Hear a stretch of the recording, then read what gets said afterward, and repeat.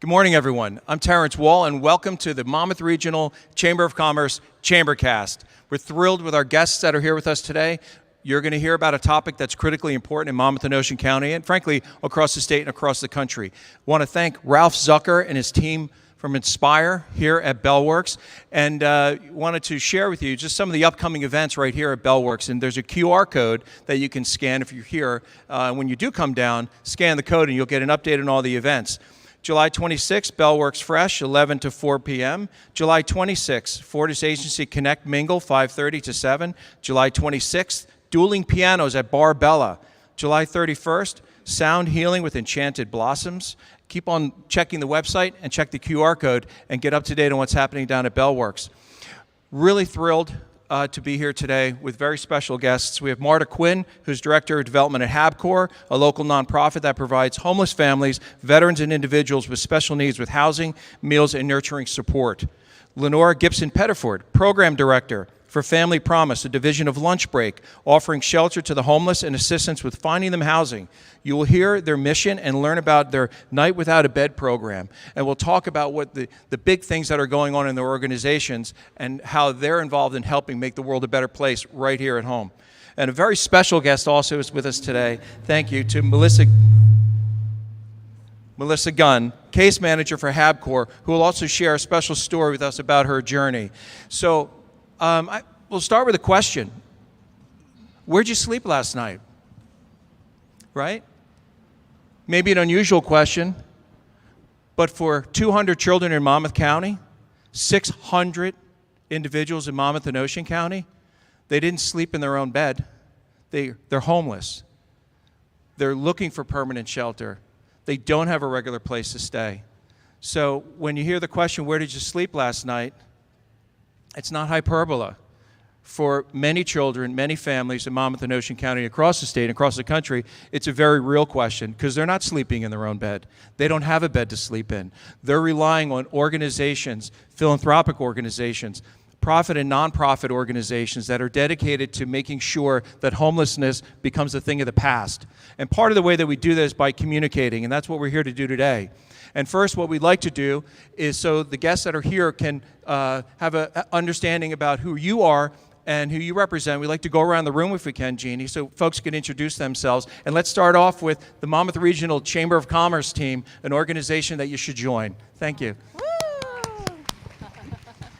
Hi, everyone. My name is Therese Rolke. I'm the Executive Director of this incredible chamber. Thank you. Good morning. I'm Kathleen Hoffman. I'm the Administrative Assistant for the Monmouth Regional Chamber of Commerce. Good morning, everyone. Happy Tuesday. My name is Grace Hom, and I am with Raymond James. I'm a financial advisor. Hi, I'm Connor. I'm an intern at Tap Into in Monmouth Chamber. Good morning, Sherilyn Przlomski, Business Enhancement Services and Training. I'm a senior certified HR professional, and I'm also the president of the chamber. Good morning, I'm Tara Demyanovich, Vice President of the Chamber, and I work for Community Affairs and Resource Center in Asbury Park, Lakewood, Freehold. Thank you. Oh, yes, and Vice President of the Monmouth Regional Chamber of Commerce, right? Good morning, everyone. My name is Howard Stein. I'm the owner-operator of Home Helpers in Freehold, New Jersey. We service the Monmouth County area. We take care of mom and dad when they need a little bit of help. Thank you. Hi, I'm Elena Wharton. I'm an intern at Tap Into. Hi, I'm Dennis Drake. I have a sound studio here in town, and I also work part-time at Brookdale. Good morning. My name is Sarah Williams. I am the founder of the Moms of Business networking group where I help moms make more money. Hi, my name is Jasmine. I'm here to share with you I have recently launched my new business that complement my skincare business. I now offer eyelash extensions, eyelash perm, and eyelash tint. Thank you. Thank you. Hi, Sarah Kenny with Effective Advertising. Our office is actually right behind me. We are the advertising division of Comcast. I'm happy to be here, and hopefully I'll be seeing you guys more regularly. Hello everyone, I'm Nihal Mehta and I'm running a business called Rainbow Secure where we help a business to protect from cyber attack. So we help a business to give a secure email as well as secure their website and their data. Thank you. Thank you. Good morning, Miriam Baresh from Primerica Financial Services. I'm a financial advisor, making sure you and your business are financially healthy. Gary Gelman, Gelman Images, full-service photography, video production, drone services, and we're entering our 35th year in October. Hi, Al Aloisi, your independent insurance advisor. I can help with Medicare as well as life insurance, health insurance, annuities. And I just happen to be playing the piano. Thank you, Al. We have Ming here from a Shared Universe podcast. Thank you, Ming. Woo! Did I miss anybody? I'm Jeannie Wall. I'm the owner of Hometown News. I publish Tap Into daily news for Holmdel, Colts Neck, Middletown, Hazlitt, Keyport. Thank you. Thank you very much, and thank you all for being here. Just a quick note, we are also streaming live, so feel free to share, post, let people know about the information that you're hearing today. Many different businesses are in the room, and I call it ripples in the pond. You don't know the impact that you can make, and you may not know, but by meeting and talking and networking together, you're not only building your business, you're helping building a future, and in this case, it's for the very critical issue that is not talked about enough. It's the homelessness issue in this area, and just remember the number, 600, or in Monmouth County alone, 200 children are homeless right now, today, on this day, and that's what we're here to change. Marta Quinn is a New Jersey native living in Red Bank and Director of Development at HABcore. It's a local nonprofit that provides permanent housing and support services to those experiencing homelessness. And we're going to dig into the key issues and what can be done and what the organizations and the folks that are here are doing and their experiences in that topic. Now, she has an interesting background that I'm going to share a little bit of. She worked in New York City, Florida with Jack Nicklaus, and spent over 10 years at Brookdale Community College in corporate communications, the fantastic community college right here in Lincroft, New Jersey. She worked with the corporate communications marketing and the foundation and dedicated the last 6 years to HABcore, taking pride in engaging the community, corporations, and individuals to spread awareness for HABcore's mission and to encourage people to act in ending homelessness in our communities. She's also a proud member of Impact 100 JC, Asbury Park Rotary, Red Bank Elks, and Alaire Community Farm Advisory Board member, as well as being a Parker Family Health Center trustee. For anyone who knows a Parker Family Health Center, fantastic community partner. So I want to thank Marta for being here. And you know what? We're going to start with Marta. Tell us about HABcore and tell us what are the key things that folks need to know. Let's educate folks today. Good morning. Can you hear me? Great. Good morning. It's so nice to see all of you being introduced this morning. I'm happy to see all of you. Some great friends from Brookdale and really the businesses in this county, especially this chamber. You've done so much for us, for the community. We really appreciate everything you do. So we couldn't be here without the chamber and your support and the businesses' support. Truly, our organizations need you more than you realize. So HABcore is a local nonprofit organization based out of Red Bank. We were established 35 years ago, right in Red Bank. We are actually a spin-off of Lunch Break. So 35 years ago, there were folks that were hungry, but they didn't realize in town it's not only hungry, they were homeless. 1988, 3 men passed away. They froze to death on the streets of Red Bank. 3 men. That year, this group of volunteers pulled together and said that should never happen in our town, in our watch, and in our community, and we're going to do something about it. They started HABcore with a house in Red Bank. So just so you know, and the reason I said that is the name of HABcore, which you're not familiar with.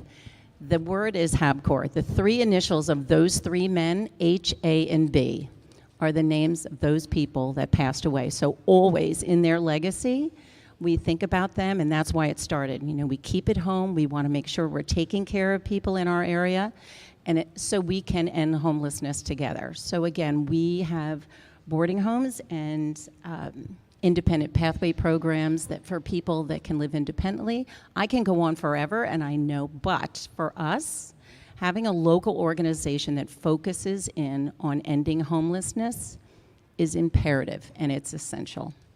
What's the number one need right now in this space, this area? So around our area, I'm sure you're familiar, hopefully people are aware of, there are these community needs assessments. They pulled together a group of organizations and businesses that have boots on the ground, and they talk about what are the actual needs that we all know, because we're in the trenches. We know what people are finding in needs. The number one need right now is affordable housing. Affordable, supportive housing is absolutely the number one need. And that's what we talk about today when it's homelessness. How are we going to make sure people have houses? What can we do together to get more housing, to get the services to support the people in the housing? So again, affordable housing is the number one need right now. Thank you. Did you want to say something? Absolutely. So, first off, hello, everybody. Thank you all for having me. Marta, absolutely. Our number one need is affordable housing. We cannot get people rehoused, reunified with their children, reunified with their families if there's no affordable housing. So if the only message you all take away today is affordable housing needs to be added in Monmouth County, that's our biggest need. And go ahead, Marta. If I can, that's one thing we all, just so you know, we work together. This team of women here, we represent this mission. What we're doing here about homelessness and our services, we work together every single day for our families and our children, people with special needs, and it's so important that you all know that the collection of organizations and service organizations in Monmouth and Ocean County in New Jersey, there are a ton of us. We all know one another, we all work together, because all of us together can help people have a better, fuller, safer life, because we work together. And Lenore knows from where she's speaking. She's the Monmouth County Program Director for Lunch Breaks Family Promise. To give you a little bit of backstory, Lenore beat the odds, by the way, and you may share your story if you would like to share that. Graduated from Rowan University with a degree in communications, master's in social work this past January. She's a certified community health worker, and you may share what that process is. Maybe other folks would like to join that field, and educates those about health equity and outcomes of African American women and children as well. Recently, she was recognized as a phenomenal woman. We know we have 3 of them up here, and phenomenal women in the audience as well. Phenomenal women under 40 from the Jersey Shore Girl Scouts. Congratulations. Thank you. That's awesome. She continues to serve her community through housing navigation, as she was just referencing, and connecting those that are less fortunate with resources that will help stabilize both families and single individuals. Can you share a little bit about, you could have been a statistic, right? Absolutely. Challenging dynamics, and you overcame them. Absolutely. So my very long life, 33 years, in a sum, I experienced homelessness literally right after 9/11 happened. My family, unfortunately, we all separated and ended up in our first homeless program. Besides trying to live with family and seeing that 9 people in 3 bedrooms doesn't actually work, and getting separated from your family, if anyone has ever experienced it or worked in this field, it is very hard, it's very dysfunctional, and unfortunately drugs and alcohol were inside of my family, and that unfortunately put me into a shelter, my first hotel. And essentially, I got separated from my family. My brothers went here, I went here. Essentially, I reunified with my mom 2 years later, and soon as we reunified, homelessness struck again. So one time being in Ocean County, and shortly after experiencing it in Monmouth County. And social services did help us and did place us at the Pan American, where some of our clients sleep tonight. And unfortunately, I did end up in the foster care system. I did become emancipated, all because of my parents' experiences and their life choices. So gratefully, I use my trauma and I now put that into the people I serve, such as Melissa, and I use this platform to tell people it's not our fault. It's not our fault that we became homeless, and unfortunately, homelessness most of the time happens by circumstance. It doesn't happen because we wake up and say, oh, I think I want to be homeless today and on the street. for the next 3 years. So being able to be a lived experience and working in this field is giving me great experiences, being able to pick up the phone when you hear someone call you and say, I have nowhere to go and I'm on the side of the road. I've been there, and I'd say, pull over, put my address in your GPS, and come right over. And that is how me and Melissa started our experience, because that is exactly what happened to her. And now here she is thriving and can tell her story. Oh, that's awesome. Don't start crying. Okay. Yeah, can everybody hear me? Can everybody hear? Of course. Okay, great. So, my story, yes, it did kind of start with being told to pull over because I was hysterically crying while I'm driving with my little baby in the car. And Lenore told me, come over, come here, this is our address, we're here waiting for you. And I came straight over. I had everybody in the building crying, literally crying, because I was crying and it's contagious. I had left an abusive relationship while I was pregnant with my daughter. I was bedridden due to my pregnancy, couldn't work, and I was just literally couch surfing, staying with a friend here and there for a few months till I had my daughter and then a newborn, homeless. Sleeping on a friend's couch with a newborn is not fun. Worrying about your baby falling off the sofa, and just trying not to squish them. It's a rough situation for anybody to have to do. I ended up getting into a domestic violence shelter because the one in my county was too close to my abuser. I could not be safely placed there.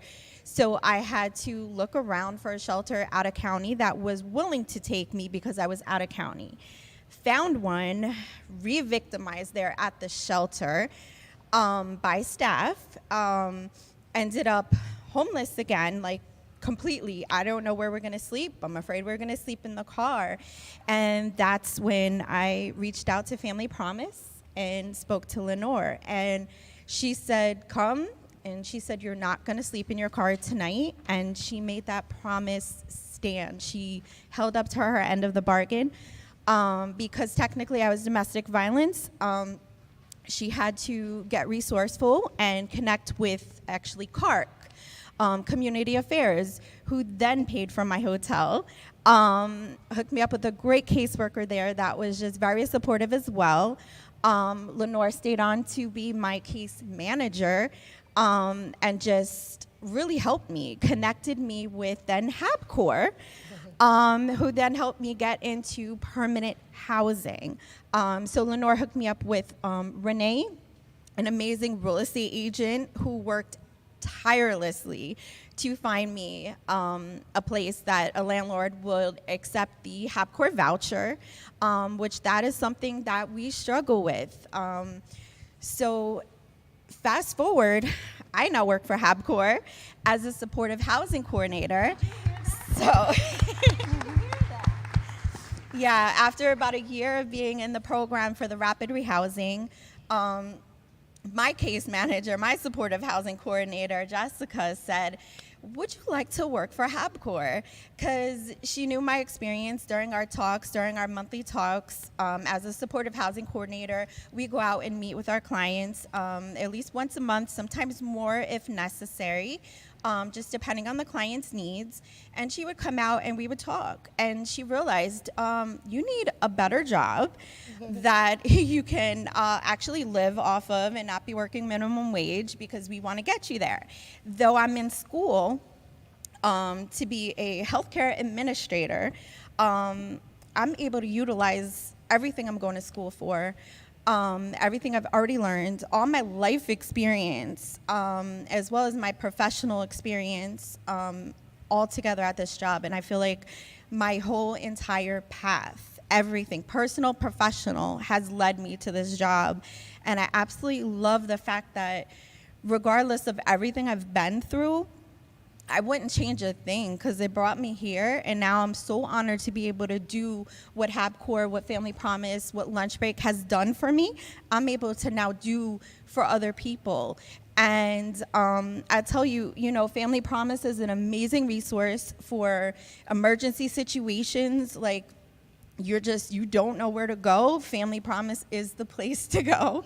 And then even as a HABcore employee, I still refer people over to lunch breaks, life skills program as well, because we want to provide the services to our clients, and we also want to hook them up with other resources. We don't want to just say, oh, we're going to do it all. We can't do it all. If we don't have that partnership with each other, there's no way we can do that whole wraparound service of making sure that, okay, somebody who's homeless, we're going to get a roof over their head, even if it's temporary, then we're going to work towards the permanent housing. And then we're not going to end there because, the same thing, it could cycle back around. Like Lenore had said, 2 years later, after being homeless, it struck again. And it's just, we have to provide those supportive services, and that's why HABcore is so important. We provide those services when we see there's a need, through our monthly visits, and we're able to assess and see, because if we don't go physically to their home, we don't understand what they're going through. We don't know exactly what the need is. So many times I figure out what the need is because I'm physically there speaking with them, and it just happens to come up in conversation. Same way like how my case manager, my supportive housing coordinator did for me. And it's so important to have those connections. And CARC, I've even referred people over to CARC. I mean, they're just amazing. We all do a piece of the puzzle, and when you put it together, you see the full picture. And we need more of that. We need more funding. We need more support from the community, from businesses. We need people to understand, like, I was homeless not by choice. I just same like Lenore. It's just circumstances. And I remember even, and this is the first time you guys are going to hear this, my first experience with any kind of homelessness was when I was 18. And I used to work at a local supermarket overnight. And there was this gentleman that would come in, he would use the bathroom, and then he would sit outside and just, he was homeless. He didn't have anywhere to go. And I would talk to him, and, over time I've learned his story. And he was a successful financial advisor, and his wife and son got into a car accident and died. And his mental health declined. There wasn't enough services for him to be able to pick himself back up and get better. He lost his job, lost his house that he owned with his family. And he ended up in the street, not getting the help and services he needs. And I always think about him, like wonder what happened to him. And when I see people out in the street, I want to know their story. I want to know how they got to where they were, and I want to know how I can help just as an individual, human being. How can I help to get you connected to the resources? And that's how we all have to be. We can't turn a blind eye to homelessness in Monmouth County, Ocean County. We can't do that. We have to focus on them. We have to help them. We're humans. We're all human beings. Anybody can end up homeless, from somebody who's very wealthy to somebody who was in a domestic violence situation to somebody who had to go through foster care. There's so many different reasons, and we just have to be mindful of that and want to help. Thank you. Did you just hear this? This is a young woman who comes off as shy on occasion, has never had an opportunity to really be in front of a lot of people to tell this story. So for me, I'm emotional. I know this is this is what we call strength and courage and resiliency. And this young lady is proving to all of us that she can speak out loud to tell her story, and that takes a lot of courage. I'm so proud of you. Very proud of you. Thank you very much. Thank you. Thank you. Thank you. Really, you're a pillar of strength and a role model for folks who need to get to a different place in their journey of life. And it brings me to a question. Many people stay in abusive relationships because of fear of either actual or through a process of deceitful manipulation by the abuser of being homeless. So can we talk about that a little bit? And for an individual who is in a domestic violence in a battered situation who needs to move on, speak to them as far as giving them strength or to make that decision, because that fear of change, change, the fear of it is what keeps so many people in abusive relationships for often their entire lives. Correct. This isn't simply for the young. There are battered spouses of all ages, male and female. And so, but for that fear of being homeless, of being able to move on, what would you say to that individual that will give them a sense of strength that that there is a path? Just fight. And I don't mean physically fight your abuser. I mean fight to get out. Do what you have to do. For myself, it was my daughter. You know, I wanted better for my daughter. I didn't want her growing up being mentally, financially, emotionally abused. And for the most part of the toxic relationship, it was mental, emotional. But the day I decided to leave, the next day he came over and beat me while I was pregnant and aimed for my stomach. And I turned around and he beat me in my spine. I still have spinal damage now. I have to go to the chiropractor literally weekly. I should be in PT if I actually had the time to go, and a place that would allow me to bring my daughter so that I can get the treatment I need. You know, I still suffer. I still deal with it. But at the end of the day, I wanted better for my daughters. I didn't go back. I refused to go back. And you have to find, at some point, there's a light that just turns on and you realize, I can't live like this anymore. Nobody can make that decision for you. You have to make that decision for yourself. And just understand there is help. You may have to go jump through hoops, go down rabbit holes and all this stuff to get the help, but it's so worth it, because I've never been happier in my life than I am right now doing what I do, helping others in similar situations or even completely different situations and still ended up in the same spot. And you have to push forward. You have to think about yourself. You deserve better. Nobody can tell you otherwise. Your feelings matter. You should not have your feelings and thoughts dismissed for anyone or anything. You matter. Your children matter if you have children, but you matter, and that's worth fighting for. If I can, I'm sorry. So you have to understand, there are a lot of people actually you'll see living in a car.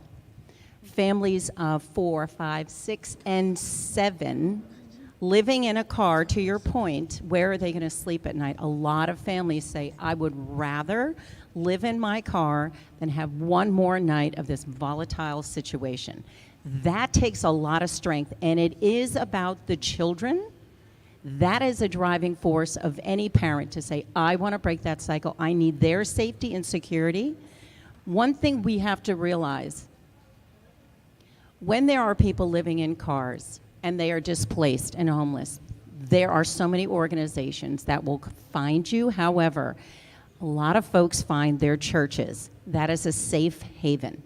They want to go to the church because that is truly a place of security and safety.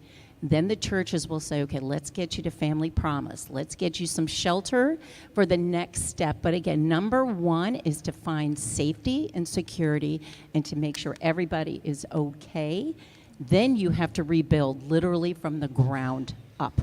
When you talk about, when you opened up saying how many children are homeless, that's because, listen, these moms and dads are doing everything they can, what they know, to do what's right for their family. And then when they find an organization that then believes in them and says, you can do anything in your life, we're going to help you build your life. So there is a lot of safe havens, the police, the hospitals, the churches, the organizations, social services. There is a lot out there in this state of New Jersey, and I'd like to say the whole country. I hope there is, but I know for us, we're here, Family Promise, but a lot of people don't know where to go.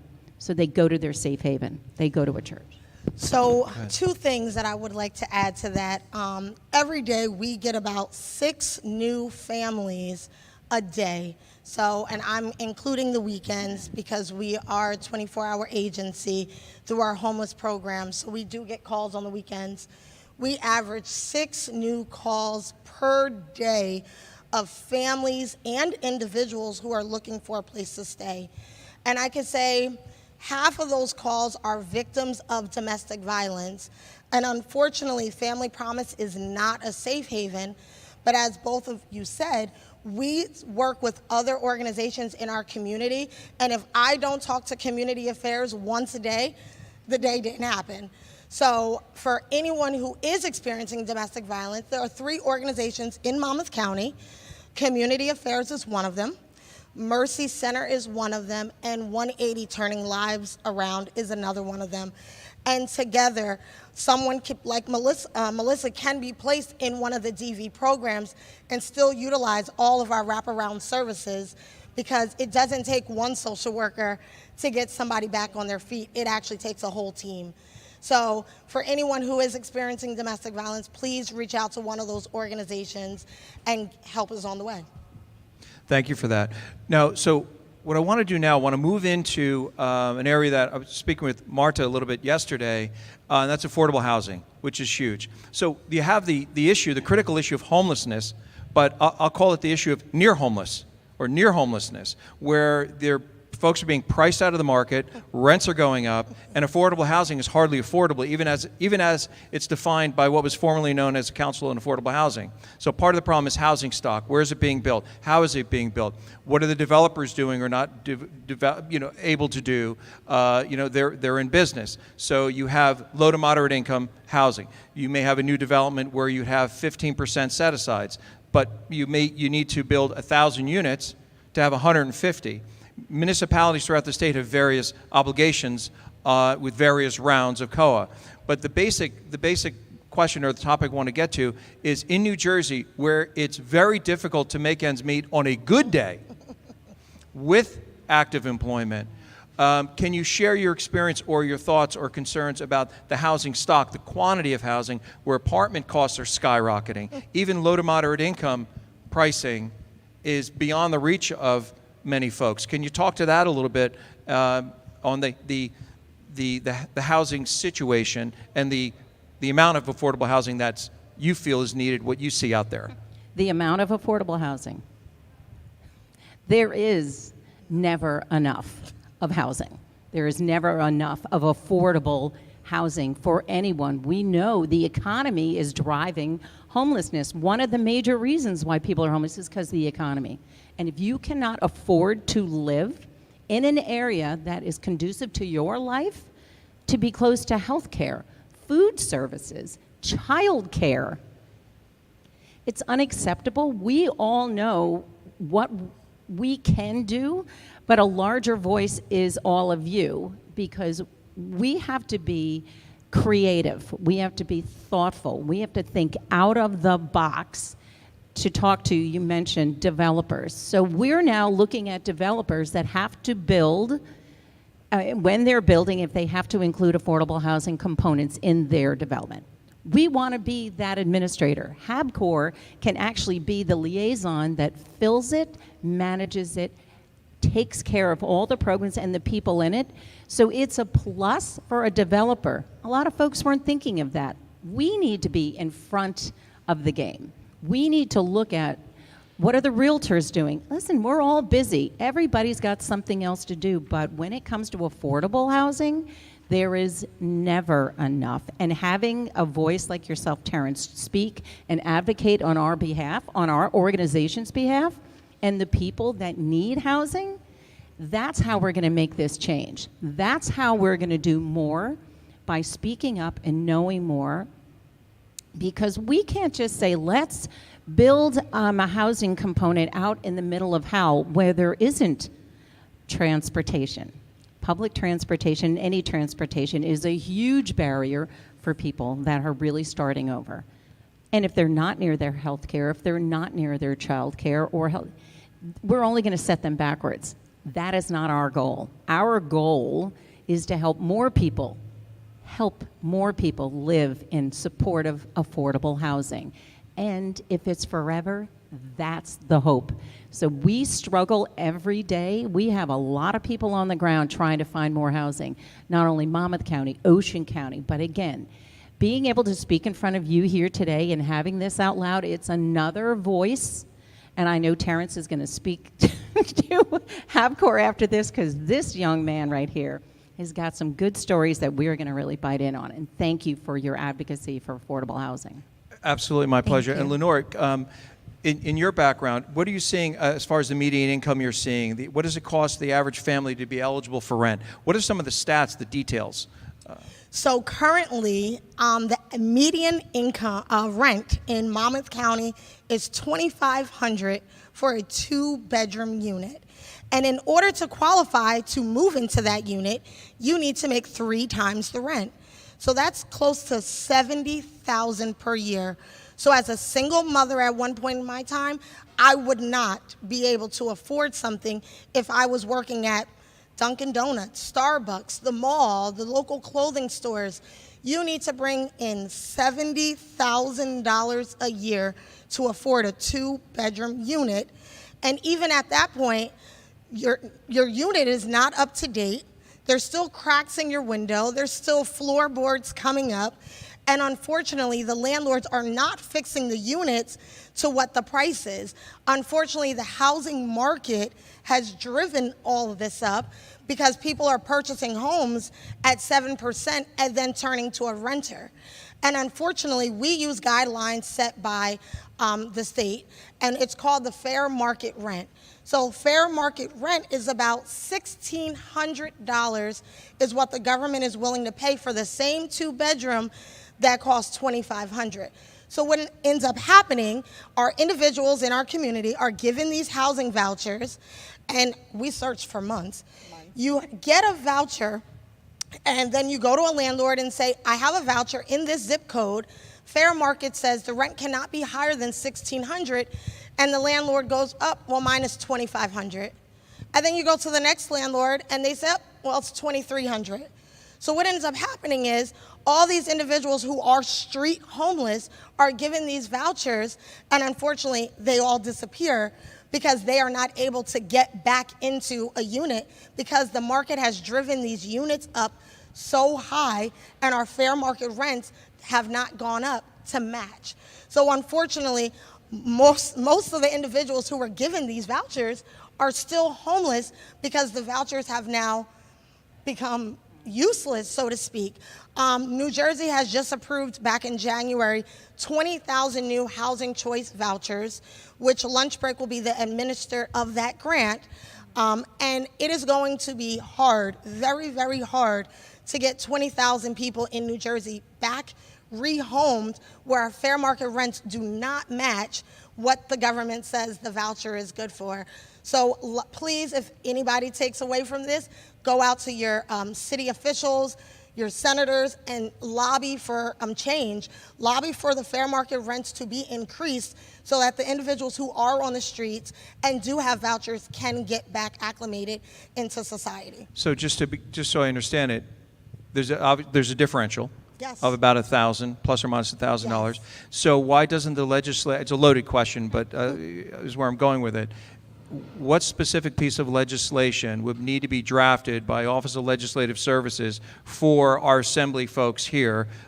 We have a Senator Declan O'Scanlan, hard-working fella. He's got an office right here in Bellworks. If he's watching this right now, what legislation would he draft and introduce to even if it's on a 24-month basis, as an example, to track the housing market, to cure that differential? So one of the big things is, in order to capture numbers, right, we have to look at the previous year. So when the housing crisis was, when COVID was here, and the housing market was plateaued for so long, there were no new numbers to come in because there were no changes. Everyone was able to stay. So unfortunately, the numbers that we are using to reflect on are from 2021 and 2020. And realistically, we need to look at the rents today and change the numbers today. Right now, Community Affairs has a great rapid rehousing program where we were able to get one of our domestic violence victims back reacclimated. And unfortunately, the grant uses a 30% income. So in order to get a studio apartment, the voucher is $1,000. For a 1-bedroom, it is $1,200. For a 2-bedroom, it's $1,609. And a 3-bedroom is $2,100. If anyone can find a 3-bedroom in Monmouth County under $3,000, please send them my way, because we are not even able to use this. So I am going to say to the people listening, please look at today's numbers and let's be realistic, because we cannot make change until change is done on these numbers. Go ahead, Marta.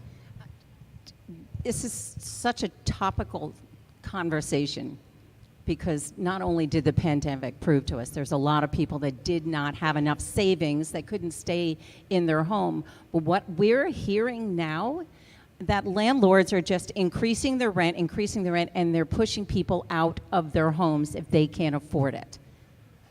This is, to my mind, this is illegal, but at the end of the day, there are people, seniors, families with kids, this can't be happening. They can't be driven out of their homes for more rent that they can't afford. So again, when we talk about this, we're about the whole family. We're about the whole wraparound services. So it's not only housing, it's the services, it's the rent.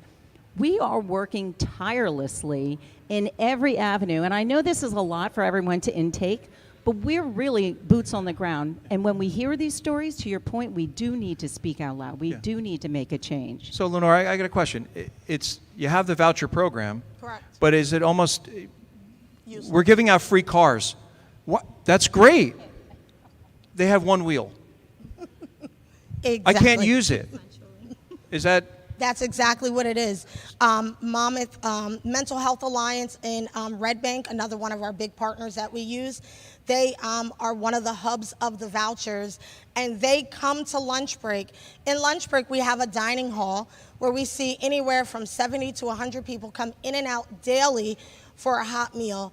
Mental Health Alliance is right next door, boots on the ground, walking over, having lunch with this population, getting their information. Imagine trying to get a driver's license when you have been off the grid. Some people have forgotten their social security numbers because they've been in a hotel so long that they are not acclimated with society anymore. So trying to get that first social security card, trying to get their birth certificate, trying to get their ID, and then a landlord says you need a 700 credit score. So this population that Mental Health Alliance is sitting next to having lunch with, they don't have any of this, and they have a housing voucher. So what happens? You get, originally the law has always been 6 months to find a unit. But after 2021, there was 1,000 vouchers provided. That's when you all started your mission with your vouchers, and half of them were recycled back to a new family because no one could utilize them to get people rehoused. Part of the problem is they don't have a credit score, they don't have job history, and they don't have housing history. So how do you fix someone who they have every barrier against them? Unfortunately, we call Community Affairs, we call HABcore, we call Lunch Break, and we wrap around all the services to try to get these people reacclimated back into society. Thank you. You know, just to understand this full picture, when you were working with a community of people with special needs and behavioral health needs, it is that much harder to navigate this difficult world. And they can't, a lot of people cannot do this on their own. They can't. It's difficult for us to do that. Think about us getting a driver's license. You can't get it. That's just another scenario, you can go on that. But the point is, if you have special needs or behavioral health needs, that is an enormous obstacle and a challenge, but we need to be there to help them, walk them through all of this to navigate. So we help people get jobs, learn how to budget, have a household, work with their kids. But again, when you struggle, you can't get the house because you can't afford it because you don't have a job and you have health issues. This is why we need to pull together. 100%. You know, so I have a question for all of you. I want to start with you, Melissa, if you don't mind. What are the 3 things, 1, 2, or 3 things that you think that we could do collectively here in this room, beyond folks that are watching Facebook, would see the video, 3 things that as a society we can or should do to make positive change. One major thing is get out and vote. Understand who you're voting for. And this is even at a municipality level, because like Marta touched on how landlords are like increasing rent and pushing people out. They're able to legally do it because on the municipality level, there is no law in place that says you can only raise the rent per year up to here. I remember living in Union County. And this is all over the state, probably all over the country. I remember living in Union County, moving into Roselle, and finding out Roselle has no cap. My landlord could have done whatever they wanted to do. And he was a slumlord. He didn't fix anything. And he literally was able to raise my rent, $70 one year, $100. Now, this is pre-COVID. Now, post-COVID, you know, we still have it going on, but you know, we're back to society now, right? And these people are sitting there and they're like, well, I had to deal with people, I couldn't evict them for so long. I lost so much money. So now, not only am I bumping up the rent so much, but now, you know, I want these people out. I don't want a voucher. I don't want people that don't have 3 times the income. And they're just pushing people out that really need the housing. And making it ridiculous. So on the municipality level, we need it. On the county level, we need it. On the state level, we need it. And, you know, I mean, presidents, like all of that. Every step of the way, we need to vote. You need to know who you're voting for, number 1. Number 2, if you are a landlord or a developer, reach out to us because we have the people, we have the resources, and we don't mind putting in that extra work to make it easier for you to rent to our people. You know, you don't have to worry about, oh, the whole stigma of if they have a voucher, they're going to ruin my property. Our people are not like that. Our people are not like that. They're people like me that just want a roof over our head. And the fact that I went from not having a roof over my head to now, I appreciate my place that much more than I ever did before I was homeless. And, you know, you have that. You have people that really appreciate. They're going to take care of it. They're going to even do repairs for you. Whatever they can do, they're not going to bother you unless it's that bad that it's beyond what they can help. And we're here to help support them as well. And, you know, we can provide the management piece of it. We can provide just depending on whatever the agreement is. So that's number 2. And number 3, understand homeless can happen to anybody. It can happen to anybody. Everybody has a story. Have some compassion, you know, and just do whatever you can do, whatever component you can do, whether it's you see a homeless person on the street and they're hungry, would you like me to buy you a meal? Can I give you a few dollars because I don't have the time to take you in somewhere and buy you a meal? Like, do that. Any little act of kindness, it's just, it warms the heart. It just gives people hope, and just be that person. Melissa, you're taking Inspired to a whole new level today at Bellworks. Thank you. Could I touch on? Yeah, yes. So one thing Melissa touched on is called rent cap. So New Jersey does not have a rent cap. And what that means is formerly prior to COVID, and I'm going to say prior to COVID all the time, prior to COVID, a landlord would raise your rent 3% on your anniversary. So if you would like to renew your lease, your rent generally would go up 3%, which is anywhere from about $40 to $100. Now that we're in this world after COVID where everyone raises the rent because their neighbor raised the rent, they are able to raise the rent, and everybody looks into the news and reads and into their legislation in their town and find out there is no rent cap. So although I rented to a tenant today, a 2-bedroom at $1,700, and this family was able to utilize one of these vouchers. Well, on their 1 year, the landlord can change the rent to whatever the going rent is in that town. So if the going rent today is now $2,500, the rent has gone from $1,700 to $2,500 overnight. $2,500, excuse me, overnight. The person, not all companies give you an annual raise. Not all companies are going to give you enough that's $700 that your income is going to go up $700 a month. So when this is happening, unfortunately, now the client feels, I can't afford the rent. So what do? They withhold rent completely because they feel defeated. And now, 3 months later, now they're looking at one of us saying, I'm homeless because my landlord raised the rent. Well, how much did your landlord raise the rent? Let's see if we can figure something out. Soon as we hear $700 a month, we're like, I can't even help you with that. You go to the landlord and the landlord says, well, times are hard. My tenant down the road did not pay their rent for a year, so I'm struggling. There's nothing I can do, and disconnects the call. Happens all the time. So one thing that I'm going to add to is we need to rally for rent control in New Jersey, and we need to continue to tell our landlords to stop increasing our rent. We can do this at the county level, where Neptune, New Jersey, Eatontown, Long Branch, they can change the rent to whatever and force a person out, and now the person has an eviction on their record. How long? Does anyone know how long an eviction stays on their record? 7 years. So it's 7 years of bad luck, all because the landlord, one, wanted to raise the rent. The landlord wanted to move in. The landlord got a 2% interest rate if he sold his house and tripled the price, right? And now he says, I want to move into this property, so you have to leave. But I've been living here 15 years. Yeah, but I sold my primary residence, so now you're homeless. Now you have an eviction on your record for 7 years, all because a landlord was selfish, greedy, and just because. So there is no rental control.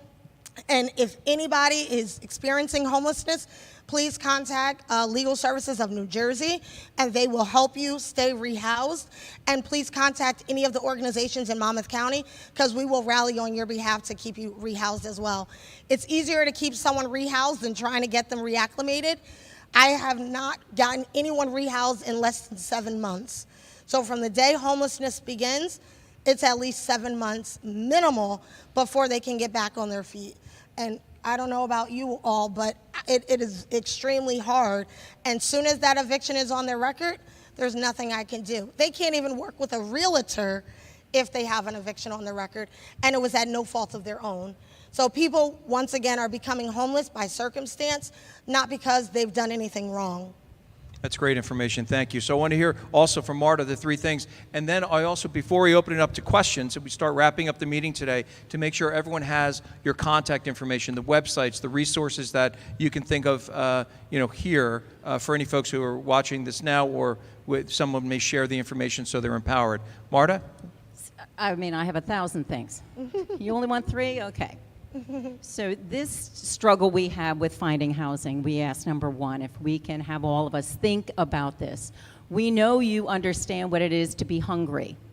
You don't always know what it feels like to be without a home or a place to stay. So think about where you live. Think about real estate, realtors, your community, the people out there, opportunities that could be turned over for more housing. We need more housing. That's what we started with. We need more affordable housing, but there are services out here that can help renovate it, revitalize it, and have more people live there safely. So together, I mean, really, it is a voice. Most importantly to me is, and I know for not only myself, but HABcore, there is no judgment in life. There's no ego with our organizations. We're about other people and to helping people. Truly, you never know who's sitting next to you.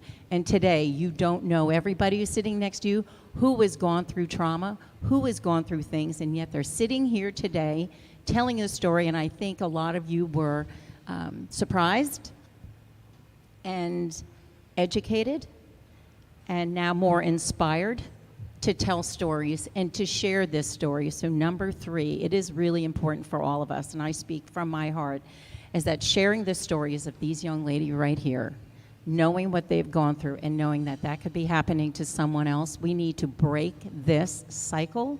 We need to support more people, end homelessness by working together, finding the housing. and getting people in jobs and supporting one another. I really could go on and on, but I feel so passionate about you and the work you do, and because it's all heart right here. Thank you. And yeah, very nice. So what's the next big thing happening in HABcore? How do folks connect with you and also want to connect with your organizations as well? HABcore, we're always out in the community. It's a big part of us is community outreach. You know, again, the more you know, the more you know. And actually right now, and I'm going to read it out loud because it is new to us, it's the Street Outreach and Homelessness Diversion Program, which we are extending into Ocean County, right? So we're really happy about this because it's one thing for people to find us. It's another thing for us to go out and find you. So this is boots on the ground, looking at people that are living in cars, living in tents, on bridges, at the train stations. So number one, we find you.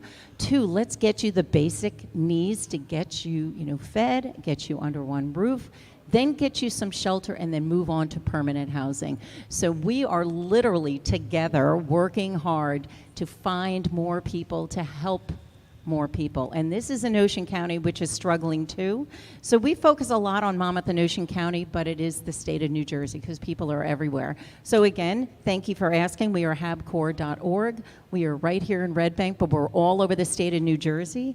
And we're big on community outreach and of course fundraising. We always could use that. And I can never not say this enough, that when we fundraise, approximately 94 cents of every single dollar that we raise goes directly to our programs, our families, and our housing. We work hard with that. We work hard for the people because we're experienced, we know what we're doing, and we are proud to really do the best and the most that we can. Thank you so much. Lenore, you want it? So Lunch Break has a lot of diverse programs I didn't touch on, but briefly, we have a dining room where people can come in and get breakfast and a hot meal. We have Friday night dinners. We have Claire's Closet where people can come in and get clothing, from prom clothing, event clothing. If someone in your family passed away, you need something for a funeral. We have everything. We do those giveaways. We have a backpack drive, which is getting ready to take place in August. It's in the next 2 weeks. So please look at our website, which is lunchbreak.org. We have a lot of programs. We have our life skills program where we help individuals get reacclimated with resume writing, job skills, literacy, ESL. We have Alliance for Success where we're helping teenagers get into secondary education. And this past year, every one of our 11 students all went into secondary education, and most of them are all second language English. So that's another program. We have our prevention, our diversion, our graduate, our homeless shelter. Anything that you need, please feel free to call Lunch Break. We're always there. Our door is always open. And you can go to our website, lunchbreak.org, and you can always feel free to make a donation. Thank you so much. And Melissa, we are so inspired with your strength and your courage. You decided, I'm going to fight for myself and my child. We're going to be free and we're going to succeed. Bring us home with this topic, this homelessness topic, and how we're going to, things that we can do, and what you'd like to share with folks who may be challenged with similar situations on moving forward. So, I think we pretty much said the bulk of it. Visit HABcore.org, visit lunchbreak.org, visit us, just help and keep your eye out for people that are in need. Because like Marta said, the new outreach program that we're doing, I am so excited. I had tears in my eyes when our assistant director brought it to our attention during a group meeting. And I love it because I did similar just on my own in ministry years ago in Union County. And I'm so excited that we're bringing something like that to Ocean County and opening the doors and not just saying, hey, we're here if you need us. We're going out and seeking you. We want you. We want to help you. We don't want you homeless. We want you to thrive. We want you to succeed. And we are so open to any partners, whether you want to give $5 on our website or you want to come get your hands dirty and volunteer, or you're part of an organization that can, an agency that can give funding, and you're looking for the right resource. Like, we're here, we're open, and we will make it as easy as possible for you to give of your time, your services, your money, like whatever it is. We are here to help make that process easy so that we can help make the process easier for those who are struggling. Melissa, thank you. 3 strong, amazing women. Speaking on behalf of the Monmouth Regional Chamber of Commerce, we so much appreciate you guys being here and sharing your time and your stories and your impact and your cause for positive change in the world. We'd like to open it up to we have questions. a couple if we may. questions, and we're also going to introduce a couple people that came a little bit later. Wonderful. Thank you very much. Yep. Hi, I'm Deanna Joyner. I work for Morph Mentoring. This is actually my boss right here. Hi, everybody. I'm Chelsea Brunson. I'm the owner of Morph Mentoring. This has touched my heart so much because even though I'm successful now, I was a college student who was homeless, and a lot of people don't know that piece of my story. So I'm over here trying to hold back tears and all of that, and it's like so many demographics to it. College students are homeless. Single mom, I'm a single mom, they're homeless. Even though I'm where I'm at now, it's nothing compared to what I went through, and it was not just 7 months, it was years to get on my feet. So thank you, ladies, thank you, HABcore, thank you, Lunch Break. I've done business with Lunch Break in the past. They're an amazing organization, so is HABcore, so I vouch for them. They didn't help me personally because I was up North Jersey, but they have helped fund some of our programs and some of the organizations that I work with, so thank you. And I do want to have conversations with them at the end, but I'm trying to hold back tears. We also have Enosis, the Leadership Network, and we work with developers. We work with business owners. That is our main, those are our clients on a daily basis. So now I'm going to go crazy trying to get them to say, and even myself, we're looking to start, this young lady right here, even though she works for me, this is her whole goal. So I don't know if you want her to talk about her vision and her goal, but. Hi, I'm Carol Bolivar. I am the owner of Carmen Cleaning Service. It's a cleaning business, so I do any residential or commercial cleaning. Thank you. Okay, I'm a little nervous. So I'm actually a social worker. I just graduated with my BSW, and I'm going back for my MSW. Congratulations. Go ahead, girl. We'll hire you today. Let's go. I'll empower you. And I really have a passion for what we're talking about, homelessness, low-income families. I grew up on Section 8 with my mother. I've been through things in the past I'm not going to get into, but this is where I want to be at. I want to help people get back on their feet. I want us to work together. There shouldn't be homelessness. People shouldn't be going hungry. So my goal is I'm going to develop housing. It's going to be a community, and it's all going to be all low-income Section 8 housing and homelessness. So I'm going to have set-asides for free apartments and stuff. It's a big thing. It's coming together. And at this area, we're going to have, similar to you guys have counseling and classes and resume building and daycares and stuff. I'm going to have all that. In a few years, you're going to see me. You're going to see me on billboards and posters. And I want you guys to refer your people over. Now.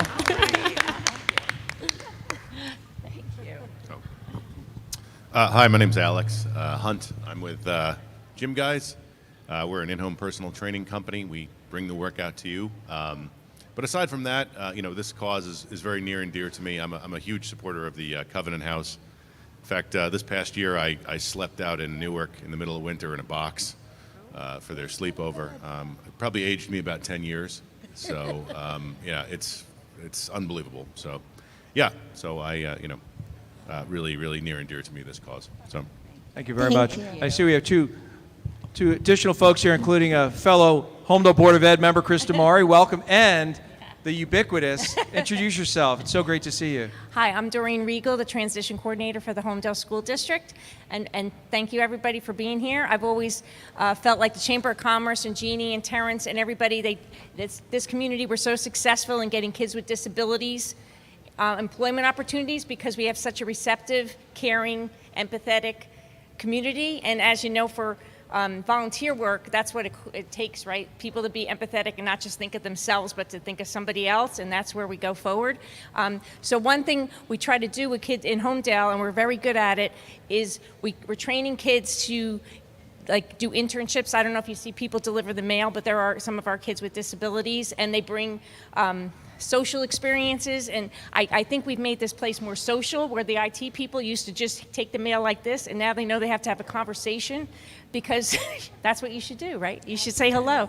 So I just thank everybody for the experiences and for supporting, but if anybody with your business, you have a day to give or an hour to give to anybody, please let me know or let Jeannie know, because we can have somebody experience a job or do an interview, and it helps everybody to be more successful. And also we try to add, we're doing, not lunch break, we have to do lunch break, but the food bank, because we also want to add that volunteer experiences, because everybody likes to give back, and it makes everybody feel good to give back. So those experiences are wonderful. So Thank you. please I think let Jeannie Lenore was know. saying something about food bank, right? Or- Yes, we actually have a food bank, and we utilize over 2,000 volunteers a year. So please feel free to do a food drive for us and would bring do it that. over to our office. And you can always coordinate with our volunteer coordinator to come in and bring your group, and they can volunteer too. Thank you. Did we Thank mention the networking, right? Yes. Yes, and Doreen, your kids are amazing. I mean, imagine working here and on your birthday, you have a person who with special needs come and deliver a balloon to you. I mean, her kids spread joy everywhere. Thank you. Hi, my name is Chris Damari, and Doreen is phenomenal at what she does. I'm on the Homedale Board of Education, so I've seen it firsthand and what she does for the children here. I own a talent acquisition business in the building, but more importantly, I've been a member of the Homedale community for about 45 years. I was born here and grew up here, and I love what the Chamber of Commerce does and the guests that they bring on and listening to the stories and sharing your stories and everything that you do. So thank you very much. Great to see everybody. Thank you. Thanks for volunteering, Chris. And I know we have a few questions here. Howard, you have a question, right? It's not so much a question, but it's an observation, right? Because being an advocate for seniors, right, and knowing that we have an impending healthcare crisis, one of the problems that I have as a business owner is getting healthcare workers. And you talked about the cost barrier to get into housing, right? What we know is that, and this is also antiquated numbers, but they say that a living wage in the state of New Jersey is $18 an hour, right? But if you're making $18 an hour, you can't get into any of the housing that you talked about. And these are folks that are working today, and they can't, it's a barrier to get into Monmouth County. We have a significant crisis. So as a business owner, right, we need more advocacy, right, to solve the low income housing issue, because it obviously impacts homelessness, and we see that, you know, that this panel has exposed that we have that problem in our community, but there's a broader problem to bring the low income earners into this area so that they can service the community, right? And we aren't talking about just healthcare, we're talking about restaurants, we're talking about retail. This is a bigger issue, right? It impacts multiple things in our community. So, you know, as a business owner, two things that I want to offer to you. One is we support you in this advocacy, number one, but two, we want to assist those people in getting them on their feet by providing those types of jobs. And I can tell you that I have a need for people that are looking to get back on their feet and get gainful employment that, in my opinion, actually contributes back to our society as a whole. So, you know, I love lunch break. I work with lunch break as often as I can. We did a great backpack drive for you guys last year, so I look forward to continued support. But what I would say to all the business owners here is that we have a responsibility to advocate and support you guys because we're all fighting for the same thing. And I think the low-income housing issue is a super big opportunity for us to improve our community. So thank you for what you do. Thank you, Howard. Any other questions? I think Lenore and or Marta or Melissa want to respond. I appreciate the fact that you brought up seniors. It is really important for all of us. We know our community, the people that we serve, but listen, with people with special needs, that doesn't go away. And when you have health issues, that does not go away. You just get older and you need more care.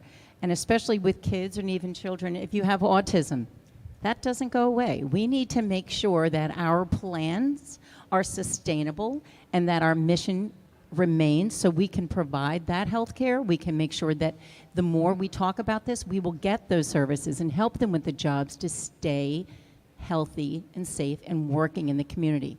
I appreciate you saying that so much. Lenore? Two things. One thing that everyone has touched on is generational poverty. That's exactly what it is. And unfortunately, if you don't have that one person behind you pushing you to say just because your mom is on Section 8, you can go to college, then they will become in poverty as well. So generational poverty is the one thing that if we could help educate our current future leaders, then they will understand that they can break this barrier. Two, very quick story, a woman from Union County, she became homeless, moved in with her mother, and unfortunately her mother had passed away a couple years later. She lived in the house as long as she can until the government came in, escrow, kicked her out. She moved into a storage unit in Monmouth County. She is 52 years old. And the storage unit happened to call lunch break. Our director, Miss Gwen Love, and Gwen knows we do not service individuals. However, let's see what we could do. Storage unit paid for the woman to go live in the hotel right across the street from Fort Monmouth, where she could come to our office every day for 1 week and get services. I happened to come encounter with this young lady for one day, and she says, Lenore, we have a home for individuals who are single. Reach out to HABcore. They said, we do have an organization, but you do need to have a mental health diagnosis. This woman had no health insurance.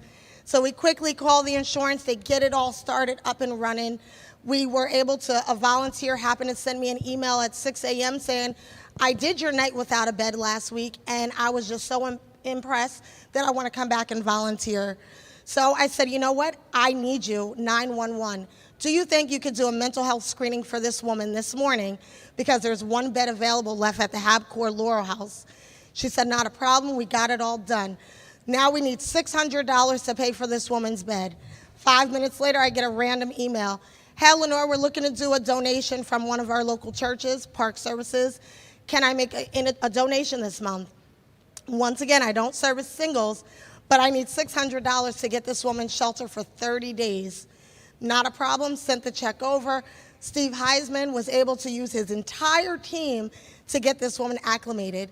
On her birthday, she moved in for free. And I get emotional because she was so inspiring.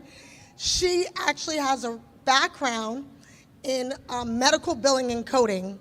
She needs a job. HABcore was able to cover her rent for last month. She did get a job at the local, at Walgreens in the pharmacy. No experience there, but we need $600 to pay our rent every month. HABcore said, don't worry, we'll cover your rent for 1 more month, don't worry. So now this woman has all her identifications. She has a job. She connected with our life skills program. She has a resume, and now we're just looking to get her acclimated back into medical billing and coding. So if there's any jobs out there in that field, please, because there are individuals who you all can help simply by a donation.